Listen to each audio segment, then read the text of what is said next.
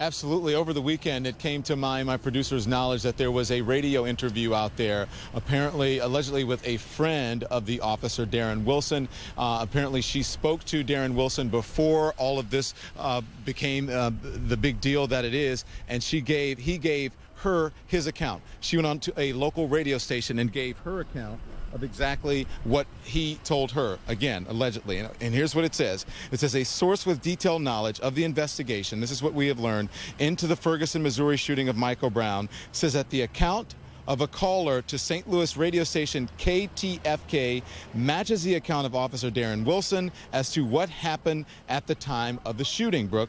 The caller to the radio station, identified only as Josie, told listeners she knew Officer Wilson's side of the story in detail. She said she laid out Wilson's account, and I'm going to summarize it below. We'll get the audio for you just a little bit later on in CNN, so be patient. Here's what she says. He says the boys were walking in the street. He rolled the window down and told them to get out of the street. He may have called for backup when he pulled over. He heard the call for the strong-arm robbery and saw the teens carrying something that might have been cigars. He pulled over, and when he tried to get out of the car twice, he was pushed back into the car by Michael. Michael then punched him in the face, and Darren reached for his gun. Michael grabbed the gun and at one point had the gun pushed against Darren's hip, so Darren pushed the gun away and the gun went off. Michael and his friend ran, and Darren got out of the car and pursued as is protocol. He told them to freeze, and Michael and his friend turned around. Michael started to taunt him and said he wouldn't shoot him. Meaning he wouldn't shoot Michael. Michael then bum rushed him and started coming at him full speed, so Darren started shooting. She said that Darren really thinks he was on something. He said the final shot was in the forehead and he fell 2 or 3 feet in front of the officer. Now, the source with detailed knowledge of the investigation into the shooting told CNN that this account is accurate. The source declined to add any more detail, and again, we're going to have the audio of this radio interview coming up here on CNN, but here's the bottom line. I want to read this again. The caller into the radio station, into KTFK, says that the officer here, Darren Wilson, gave her the account. She gave the radio station the account. A source with detailed knowledge of the investigation into the Ferguson, Missouri shooting of Michael Brown says that the account of a caller to St. Louis radio station KTFK matches the account of Officer Darren Wilson as to what happened at the time of the shooting. The caller to the radio station, identified Brooke only as Josie, told listeners she knew Officer Wilson's side of the story. In detail, she laid out Wilson's account, which I have just summarized for you. People were saying, why haven't you gotten that interview, that account on the air?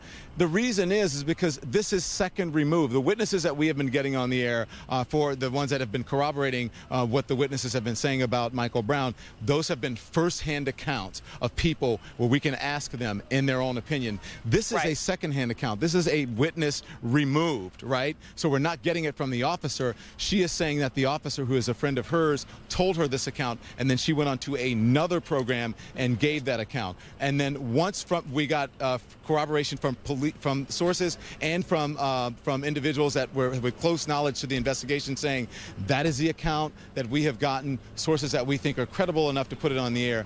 That is why it is on the air now. We wanted to make sure to vet it properly. And so, again, this is according to a source who is close to the investigation. Yo, what up, niggas?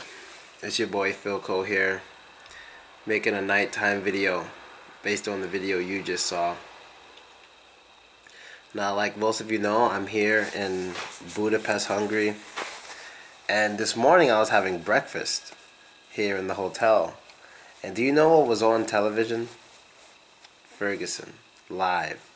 You know, the black people and some other people rioting stuff, you know, going against the police, which is understandable. I'm not hating or nothing like that.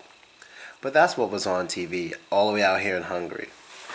And, you know, I don't know if anyone here knows I'm American that was having breakfast, but there was an Asian family next to us who started having a conversation about Americans and what's going on, and I was just happy to leave because I didn't want to hear anything stupid, and I have to say something stupid to them, but it didn't have to happen. But here you have the other account of what happened. You got that Michael Brown was the aggressor. That's basically what the lady's saying. That Michael Brown was the aggressor. He hit the officer. He was going after the officer's gun, which caused the officer to shoot him at least 6 times. 2 times in the head and all this stuff. But that's the other account. This is just the other side. And I'm going to make another video after this one, so I don't want to say something right now that I'm going to say in the next video, so I'll just focus on her story. Now, first of all, I don't trust this person very much because this person is unknown. This person has a fake name. This person is obviously not that confident in what she's saying because she doesn't even want people to know who she is. So how trustworthy are you if you're a mysterious person? You know, anyone could have said that. Like, you really mean nothing. And that's really all I have to say for this video. I just want you guys to hear the other side of it. Maybe some of you heard it, maybe not. But I just want you to hear it and